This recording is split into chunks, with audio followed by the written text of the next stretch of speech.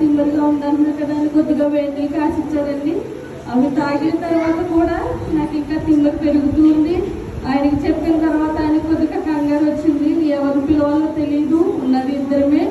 దేవాన్ని చిత్తం ఏమై ఉన్నదో నా పట్ల నెరవేర్చని నేను ఇంకా ఏసరక్తమే అనుకుంటూ నేను అట్లానే ప్రార్థన చేసుకుంటాను కూర్చొని. ఈయనైతే తెలిసిన వాళ్ళకి ఫోన్ చేశారండి. వెంటనే వచ్చారు. 5 జూన్ అయినప్పటికీ మా మంచితనాన్ని బట్టి మమ్మల్ని ఎంత కూడా ఆదరిస్తూ ఉన్నారు. వచ్చారు. వచ్చిన తర్వాత నన్ను డాక్టర్ దగ్గర తీసుకెళ్ళినప్పుడు డాక్టర్ ఏమన్నారంటే 3 పిల్లలు 4 కింద పెట్టి అమ్మాయి ఈవిడికి బీపీ హై అయిపోతుంది, ఏం ఆలోచిస్తున్నామని అంటే నేను నవ్వుతానే సమాధానం ఇస్తున్నాను. కానీ ఏంటి అస్సలు నేను నీరసంగా ఏమి సమాధానం ఇవ్వట్లేదు డాక్టర్ గారికి.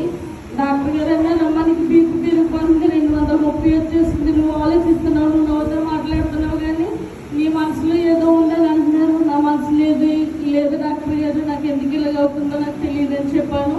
అయినప్పటికీ అక్కడి నుంచి ఆర్ఎంపీ డాక్టర్ గారు ఏమన్నారంటే ఎండి గారి దగ్గరికి వెళ్ళిపోండి అమ్మన్నారు. ఎండి గారి దగ్గరికి వెళ్ళినప్పటికీ ఆయన చెక్ చేసి, అమ్మ నువ్వేదో ఆలోచిస్తున్నావు, నీ మైండ్లో ఏదో ఉంది, అది తీసేస్తేనే కానీ నీకు బీపీ తగ్గదు, నార్మల్ అవుతుంది అన్నారు. అక్కడ కూడా ఆయన దగ్గర కూడా నేను నవ్వుతానే మాట్లాడుతున్నాను. సార్ నా దగ్గర నేనేమో ఆలోచించట్లేదండి, నేనైతే బాగానే ఉన్నాను అనేసి చెప్పినప్పటికీ ఆయన 4 సార్లు చెక్ చేశారు. 4 సార్లు చెక్ చేసినప్పుడు కూడా అట్లనే బీపీ పెరిగిపోతూ ఉంది. ఇంక వెంటనే నర్స్కి ఏమన్నారంటే 2 ట్యాబ్లెట్లు వెంటనే వచ్చేసి ఒక ఇంజక్షన్ చేయమని చెప్పారండి. అబ్జర్వేషన్లో ఉంచాలని చెప్పారు. దేవుడిని నేను అలానే ప్రార్థించుకుంటూ ఉన్నాను. అమ్మాయి ఇంజక్షన్ చేస్తున్నప్పటికీ సత్యమే హిందువు ఆమెంటుంది, మీరు ఏమైనా క్రిస్టియనా అని అడిగింది. నేను క్రిస్టియన్నే అన్నాను. అయితే ఆమె ఇంజక్షన్ చేస్తుంది, ఏమీ టెన్షన్ పడొద్దని ఇంజక్షన్ చేస్తాను కదా మీకు ఎంత రిలీఫ్ వస్తుందని చెప్పింది. అయినప్పటికీ 2 ట్యాబ్లెట్లు వేసి ఇంజక్షన్ చేసినప్పటికీ కూడా నాకు అసలు నిద్ర అనేది రాలేదు. ఒక పక్కన మా ఆయన గారి గురించి బీపీ ఆయన గురించి ఆయన ఒక్కరు కూర్చుని ఉన్నారు.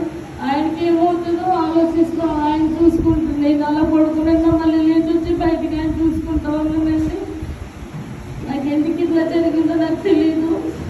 నేను వచ్చిన తర్వాత ఇంకా ఎట్టి పరిస్థితుల్లో బయలుదేరి రావాలని అనుకున్నాను కనుక నిన్నటి తిన్నాను. మార్నింగ్ బయలుదేరానండి. బయలుదేరితే చాలా మట్టుకి విజయవాడ దాటేసాను. ఖమ్మం దగ్గరికి వచ్చినట్టు మళ్ళీ నాకు అది శివరింగ్ వచ్చేస్తుంది, చెమటలు పట్టేస్తున్నాయి, పెయిన్ కింద వచ్చేస్తుంది, లెఫ్ట్ సైడ్ ఛాతీలో పెయిన్ వచ్చేస్తుంది. ఇంక నేనేం భరించలేక మా అబ్బాయికి ఫోన్ చేస్తున్నాను. ఇంకెంత దూరం అంటే నా బాధ మా పిల్లలకి చెప్పకుండా ఇంకెంత దూరం అని అడుగుతున్నాను. ఇంకా వచ్చేస్తాం భరించు అనేసి అన్నాడు. ఆయన అయితే బాధపడుతున్నారు కానీ పైకి తేలట్లేదు. ఇంక వెంటనే మళ్ళీ ఈయనకే చెప్పాను, అంటే జీవనకు ఫోన్ చేసి పాస్టర్ గారికి ఫోన్ చేయమని, నాకు ఎట్టి పరిస్థితుల్లో అక్కడికి చేరాలంటే పాస్టర్ గారు ప్రార్థన చేయాలి, ప్రార్థన చేయించమని చెప్పండి అని చెప్పినప్పుడు జీవన వెంటనే కాన్ఫిడెన్స్ వల్ల పాస్టర్ గారి చేత ప్రేయర్ చేయించారు. 4 సార్లు ప్రార్థన చేయగా అప్పుడు నాకు స్వస్థత వచ్చిన క్షేమంగా నేను హైదరాబాద్ నా బిడ్డల దగ్గరికి చేరుకొని మళ్ళీ దేవుని యొక్క మందిరంలో చేరి మీ అందరితో స్తుతించడానికి, ఆయన మహిమపరచడానికి, ఆయన కనపరచడానికి నన్ను ఇటు రీతిగా నిలబెట్టారండి.